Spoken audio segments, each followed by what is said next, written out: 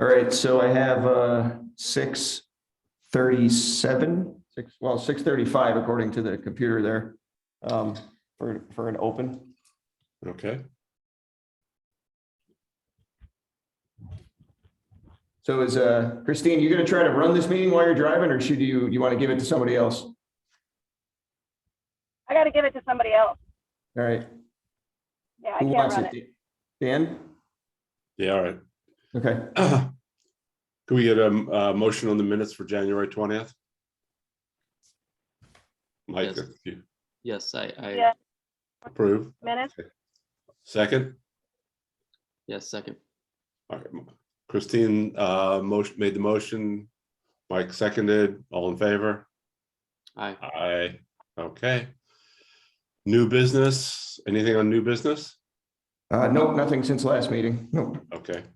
Old business, final review and acceptance of the draft Conservation Commission's comments on approved solar project on Wimbledon Gate North, Highland Avenue and Rossi Road in Torrington and Litchfield.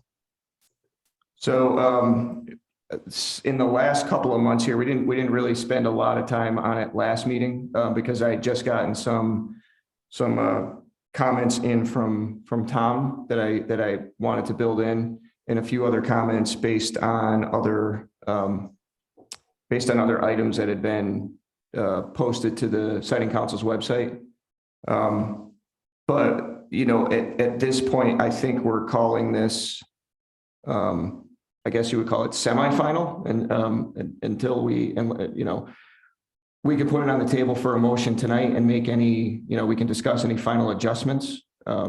We've got a couple of folks in the room. I don't know if they want to add any last minute comments or discussion. You know, what before we make a motion. That depends on how you want to deal with the process here. I don't know who else is in the room, so Do you guys have a microphone over there? No, but if that'll reach, yeah, we'll just get them. Let's just get them a microphone at the table. I think one of them will extend over there and reach. Can you hear us? Yes, I hear you. Steve Ivane, resident of Torrington. How you doing, guys? okay. Hi, Steve. Okay. Yep, Aaron McKenna. Aaron McKenna, resident of Litchfield. Okay. Yeah. So there's two people in the room. Okay. Yeah. And we had commented on the solar project because it's significant in our corner of the woods. It has a big footprint. You know, it has 200 acres of, you know, some farmland, some forest land. And we're concerned about the impact and the look and character of basically the whole area because of this project. So that's our concerns. We voiced that in December when we commented. So I am kind of curious about the letter to Siting Council and exactly, is this just part of the approval process? Because the feeling is the Siting Council has approved it. Of course, there's other hurdles for that project to go forward to satisfy DEEP and other entities. So if you could comment on exactly what this letter does, and it's more of a statement and set expectations for how that goes forward. So I am kind of curious about some insights just around the letter itself. Do you want me to take that, Dan? I can make a couple of comments. So, Yeah, that's fine. want to say anything? Okay. Well, because I'll just answer. So the Siting Council has, I'm way too close to this thing. The Siting Council has already granted their sort of conditional approval. There's still items that are required as part of their final approval from the Siting Council. Some of them being, you know, the management plans and which are going to be reviewed by DEEP. So it is an advisory document for us to state the position of not the city, but this commission, at least. What we send out here is we're going to send to the Siting Council and to DEEP. So they at least know our position, and hopefully they give some weight to it. what they do with it is going to be totally up to them, but we've tried to run the gamut and cover everything that we could basically sweep under conservation. So I mean, that's basically we're just stating our position and our concerns. And I think we've echoed at least the concerns here, plus with the, with the commission. So. Good, I appreciate it. And thank you for just being on the commission yourselves, everyone that participates in that. So I appreciate what you do for our town. Our concerns for this project were, of course, the environmental impact, but there's water runoff. Just concerned about how the water would be treated because of the steepness of the grade. Some contractors are pointing out that they would never be able to build and propose what was proposed on the solar project. So I don't necessarily want to give a utility a free pass on what we wouldn't allow any contractor in our town to perform, because this is a very roundabout process that the siting council has first say and isn't beholden to anybody to do this, even though they say that they're going to comply with our regs. So we just want to make sure that they actually do, and there's recourse in that respect. The history of this area is fraught with issues because the developer was rerouting the stream in the past, has sightings by Army Corps of Engineers for violations. They're proposing a housing project that was double dipping on land reserves that was supposed to be preserved for Greenbrier and Greenbrier's water runoff, and they were trying to fill that in and develop it. So, just the whole back history going back to 1980s, as far as I could tell, had issues. And so that the area has pitchforks and torches waiting for something to go wrong. So we have to carefully navigate this. So we're doing the appropriate thing. So I'm curious as to what you're coming up with in terms of recommendations and guidelines. And our largest, I can say our largest section of comments is on stormwater management and erosion control. To be honest, some of the areas on this site wouldn't get approved under local approvals, but we can't make them say no. All we can say is this is how we would review something locally. And yeah, like I said, hopefully they give that some weight when they do their D&M review at deep. So right.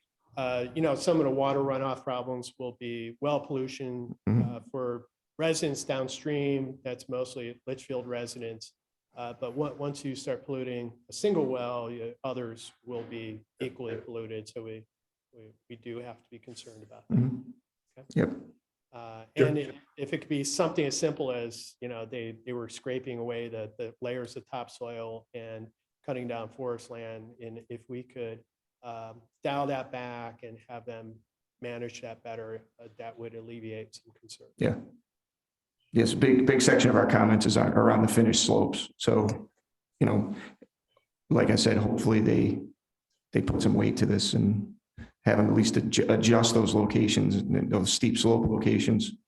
So, I mean, that's I think all we can add is that I think we've covered that in our comments, and how they handle our comments is I couldn't say. Jeremy? Yeah. Thank you. I've got a question. We talked one time about the contractor whoever builds this thing, subcontracting with the city Yeah. to do the wetlands inspections. Has anything come of that, or? I mean, that way it's done. They have to hire their own entities. The city can't. I mean, we can do our inspections. We just can't be the official inspector. But you still can inspect it.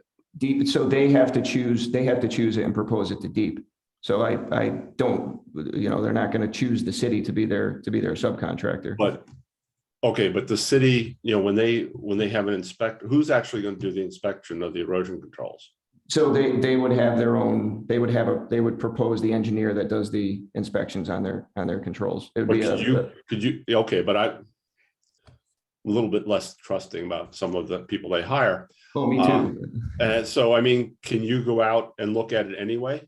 I cannot, because, well, I couldn't because it has to be a licensed engineer. So, Yeah, but you don't need to be a licensed engineer to look and say, look, you got the Oh, silt fences are full and there's mud running Yeah. down the stream. yes, I can, but I intend, I think we had this discussion a couple months ago. I fully intend on doing my own inspections. And if I see something, I'd have to bring it to Deep's attention. Right. I mean, you'd have to send letter to Deep and to the contractor saying. Yeah, I just mean in terms of the official, the official inspector. Yeah, because I'm, I think they're right about the erosion. Yeah, no, I agree. Yep. In the slopes and everything else, but these things don't, as you know, and they don't just maintain themselves. Mhm.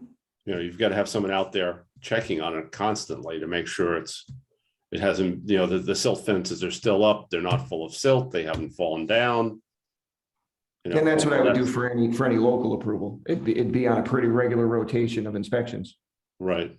And then, so you'd regularly go out there, and then if you saw something, you would notify the contractor and DEEP. And Deep, yes.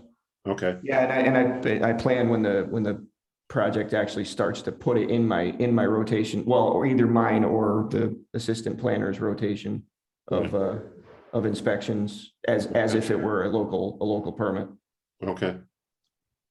Yeah, and just a FYI, some similar projects that were already developed are having these water runoff issues, and it was in the news recently. The background on this, I think, the timeline of when they proposed this, they barely squeaked under an exception. It's even questionable whether they should have that exception because of change in ownership. Because they stopped proposing these projects as we were now experiencing. Yeah. So nothing since 2017 has been proposed in this manner because of its impact to farmlands and other lands like this. Yep. So we're really struggling with, why do they have to have an exception to begin with? And it's going to cause us problems, all because of how you might want to read some loosely worded language in, the legal wording of some of those rules that were passed by our own state later on. Most states that adopted this, Rhode Island, Massachusetts, New York, they now have, they wouldn't blanket the whole countryside with solar panels. They use a dual purpose solar usage of those fields. So you get to maximize the farming use of it and the solar collection. And they're teaming up with agricultural farmers and entities in that area to do that. So, of course, it seems like it's a little bit too late to propose that now. Well, I don't think it's too late for the management plan, and we've made recommendations in terms of the management plan. So, we're still at least ahead of the end of that process. So, hopefully when we get these comments in, they'll look at it while they're reviewing the D&M plan. So. Great, thanks, Jeremy. Yeah. Okay, sorry. Of me or them or both. Both, everyone, just kind okay. of making a comment, because I assume any inspections you would do yourself would be during the construction phase of it. My only question, I don't know if they can hear me, my only question would be post-construction, when the soils, grasses, whatever they've planted there still aren't in great condition, that they're holding slopes and things like that. And now you have a chain link fence going around it. I guess that would be like the second part of my concern, that how would we be able to monitor any erosion in those situations? So typically for a local approval, I continue inspections until there's a cover, a significant cover.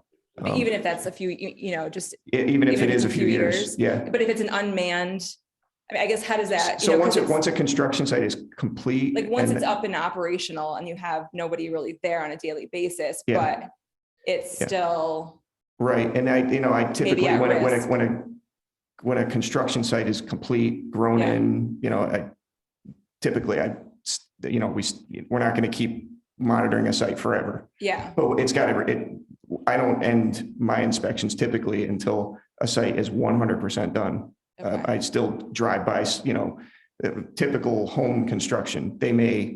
We may issue a certificate of occupancy when like their grass is in, yeah, but I'll still keep driving by that for a year, or not a year, but maybe a few, a growing season yeah, just to be sure, yeah, So it would be until the site is completely like stabilized. right, I was gonna say, just because with some of those slopes, I'd be Yeah. concerned that the Like all the vegetation ripraps in, Yeah. where they do throw down any kind of cover, any kind of grass or anything like that. It's until that is completely Fully established. established. Yeah. Okay. Yeah. Okay, Yeah. thank you. I'd just like to say, Jeremy, Christine told me she got cut off the meeting. She needs you to let her back in. Oh, there you I go. just saw it. Yep.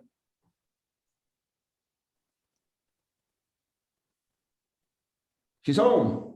Ta-da. Hi, Christine. Hello. So Christine, we were just going through a few questions on monitoring of the erosion controls. Got it. And just what my typical process is when I would monitor like one of our permits, one of the local permits. And I just have one more question, just because I know I wasn't at the last meeting, but I know you were waiting, and I think you mentioned it earlier, that you had reviewed some additional documents. Mhm. Did anything get added to the letter as a result of your review of those It was, documents? the only thing that was added was it was a, They're clearing. what do I call it? What do I call it? A preliminary approval of the DNM plan. Yeah. With conditions. Okay, So a bunch of conditions that it was a handful of conditions that they were supposed to meet before they got final approval of the DNM plan. So okay, we're sneaking this in while they're still on that review. okay, So okay. So nothing really got added to the letter as a result of whatever no, documents. no. So it was, Okay. I did incorporate some of the comments in the conditions Okay, that were okay. in there. Okay, I think it had to do with their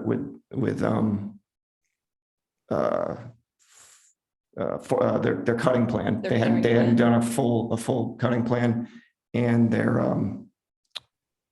what do they call it? Not a reclamation plan, they're, like if Was they it had the to, restoration plan? yeah, yeah, they're when if they had to take them out. yeah, Mhm. Yep. And Tom, our other commissioner, added some comments on that I incorporated on their, I think they had proposed to cut if they had to remove them, to cut them 2 feet below ground level. Yeah. And the comments were, well, our thought was if they're gonna actively farm that land in the future, they're gonna need to remove them completely. Yep. So they don't break equipment. Yeah. 2 feet's not that deep for Right. cropland. So. thank you. I honestly don't remember the exact details, but I did pull out comments right from the DNM plan. I did it before the last meeting, so I don't retain things that long. Yeah, that's. Yeah. So, basically, I think unless there's a specific language change, we need to make a motion to accept the language and recommend sending that, however you want to word it. I'll make a motion that we accept the comments and send them on to to whatever it is, not DEP, Appropriate agencies. the appropriate agencies. A second? We all in favor, or Christine, you want Can you continue running the meeting? to? Fine, Okay. But So he's just looking for ayes then. I, Aye, All right. it passes. Thank you. I will get those submitted, if not tomorrow, Monday. Great, thank you. Sustainable Connecticut, section 3.4 development. What's that one about, Jeremy? Okay, so if everybody's got access to their emails, we were doing we had kind of quickly talked about this last month. So sustainable CT is the program where we get a certain amount of points to get bronze, Right. silver designations, and it's more favorable for state funding, that kind of thing. Mhm. One of the sections was on development of an open space plan. So there were certain items that we had to do to get points towards the certification. We've been working with the engineering department, with the GIS, Dave Scherf, our GIS guy in the engineering department, to craft the open space mapping. They ask for certain requirements, to certain types of mapping to be kind of put in together, and they wanted specific mapping to be done. And I sent out sort of what Dave's been working on. There, he sent a link and I forwarded it to everyone. Yeah, I'm looking at that map now. Yeah.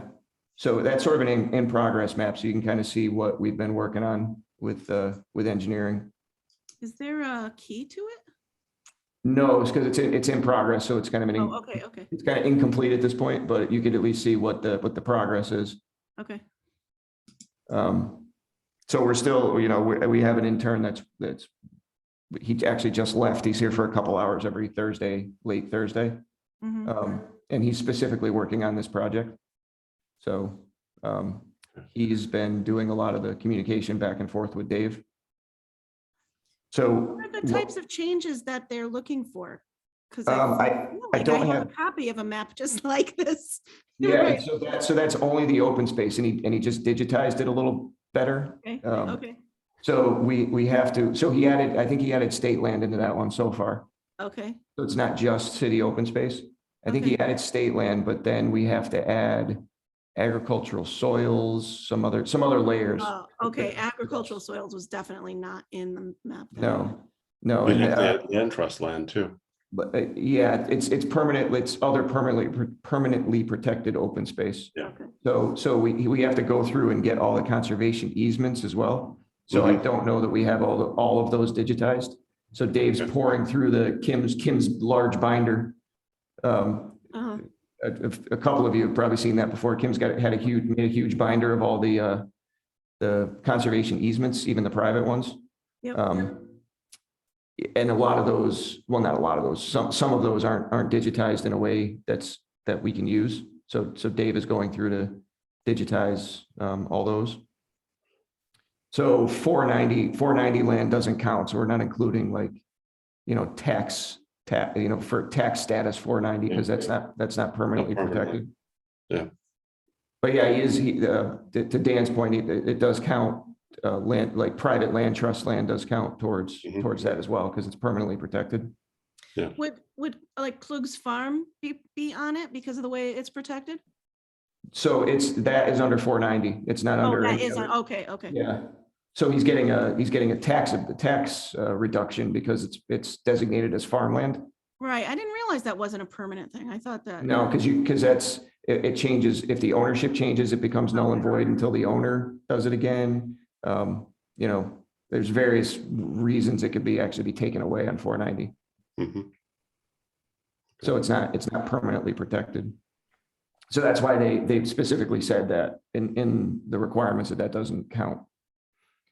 So he's working through those couple other items, but that's kind of an in progress map that I sent everyone today. Okay. All right. The next thing is continued discussion, food forests.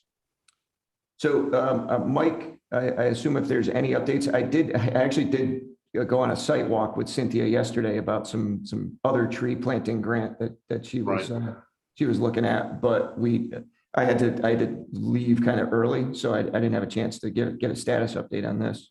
Do you have anything? No, I don't have anything. Okay, all right. So I think the deadline passed, so the application should be in, right? Wasn't it the end of last month? It was No, I think it's the January end of- 31st. Okay, all right. Yeah, I just didn't have a chance to talk to her about it yesterday, but I have to get an I went update. the following day to City Hall to have the letter printed out on Conservation Commission or City of Torrington letterhead, and then dropped it off at the office. immediately afterwards. That was the Friday following our last Yep. meeting. So all the stuff that we needed to get in was. Shows you how bad my memory is. You walked in the next day and I was confused why you were there. Yeah. Thank you for doing that, Christine. I'm like, what? You just coming in for a visit? I don't know. We going to lunch? Okay. Well, yeah, Cynthia did tell me that it was submitted, so now we'll just wait for word on what Okay. the result is. What the results, yeah. Okay. Yeah. So then we're just waiting on it, whether it's awarded or not. Okay. Do we know what the turnaround of that type of thing typically is? I didn't ask. I can find that out. So was that a DEP grant?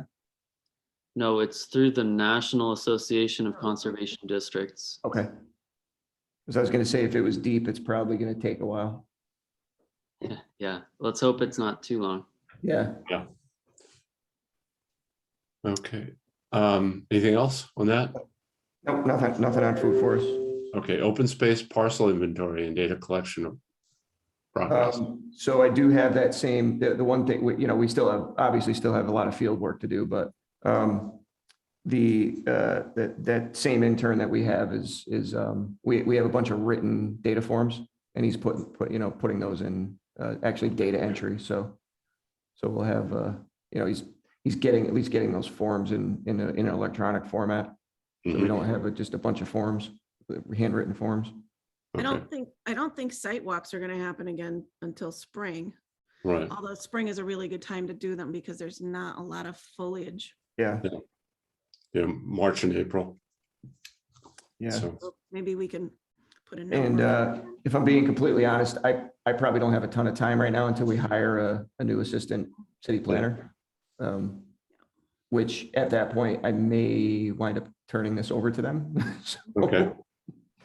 So, but if you guys, I have the information on the site. So if any of you want to go out, I can just scan and send you things. Okay. So just if you bug me enough, just remind me, and I can I scan them. suppose if we have a really beautiful day, like what are people's availability? Are most people available weekends only, or what's the deal with us right now as a commission? I'm retired. So most days I'm good. Okay. Send everything to Dan, in other words. Well, I'm just saying, if there's a really nice warm day, we could contact each other and say anybody up for a little, that's fine by me. but You do. I do have the paperwork all ready for that one off Greenwoods Road, the one that's about 15 acres. okay. There's a couple of small access points, but I could just send that one out like next week at some point. Yeah, if Okay. you want to do that, and then we can, I can try and contact on a Yeah. decent day. A decent day, yeah.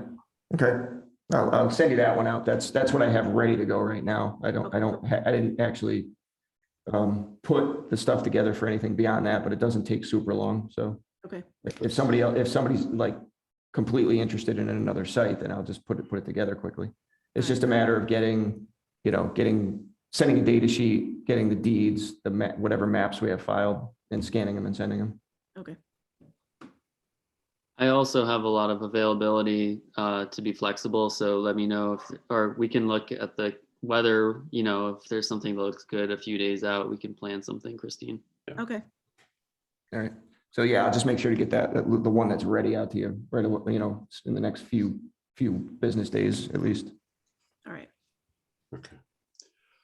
The Trails Grant and City Trails Greenway Development Update.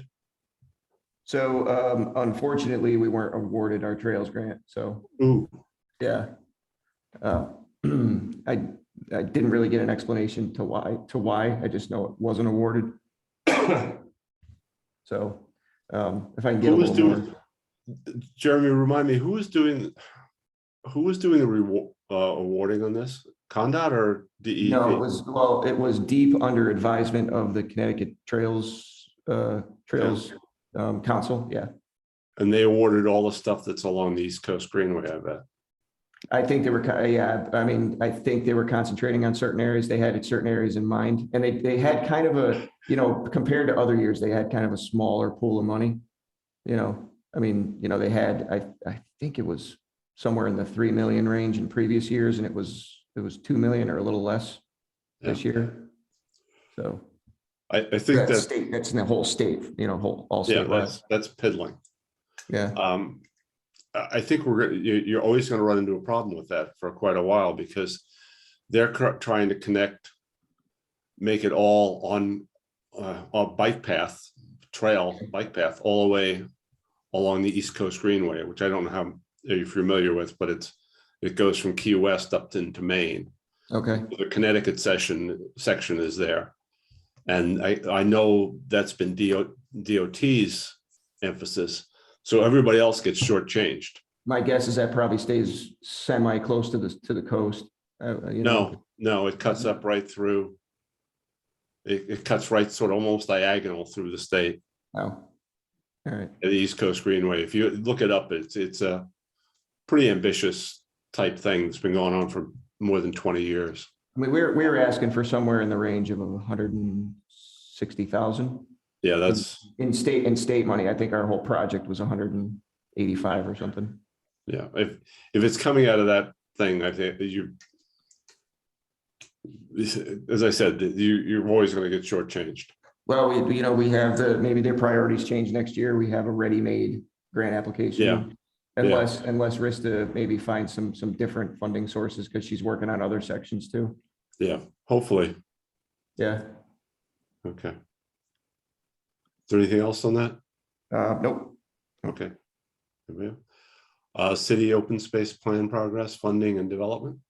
That's another one that we have to keep our eyes open for funding. So if anybody runs across anything for planning grants, specific to environmental or open space, just send them my way. I kind of try to take a peek every once in a while just to see what's out there, but Yeah, not something I see on a routine basis anymore.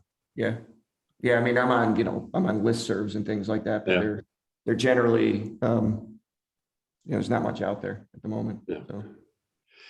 Are you going to put in money for the budget? I know the budget starts getting prepared reasonably soon, the city budget. Yeah, budget's already been submitted, and the mayor doesn't want any additions. So I'm just trying to hold the line. Well, I mean, can you put it in and get it, at least make her knock it out, Well, we had additions that were necessary, I mean, so our department budget had to go up a little bit just for basic, for things that are unavoidable. Yeah. So we couldn't really boost anything discretionary, so. Aren't we required, though, under the state to do a plan of conservation and development, right? So, and this is part of Yes. the plan of conservation and development. So we do have an open space section in our POCD. What we're trying to do is write a separate plan Yeah. that expands on it just for open space. Yeah, but I mean, That's not Are we required. required for that? We're required by the state to have the open space plan. We're No, we're required to have a required to have POCD. section within our POCD, which we do. Okay, so what we're trying, but the inventory, so what is the requirement? Like, we're trying to do the open space portion on its Oh. own, but that's discretionary? No, so No. the open space, so I'll send it to everyone. The open space section in our POCD is only about 2 pages, maybe 3. right, Oh, no, I know what it is in the POCD. I Yeah, know what that. I'm talking about is a full open space plan. That's like a full, a big well, separate planning document. document. Yeah. So my question, I guess, is that full open space plan discretionary? It is. Yeah, it's not required by the state. Okay, So we only have certain requirements as a conservation commission, and it's basically this inventory we're doing. We're required to inventory and catalog open space land, but we're not required to have a plan. When is the POC next update?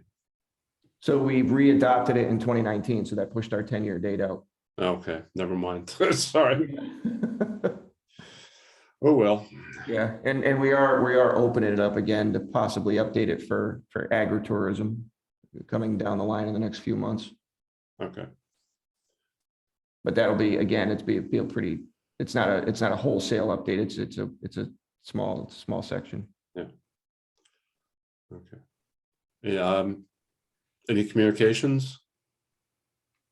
No, anything that was in it was in the scan. I think it was pretty much just the letter and the minutes. Okay.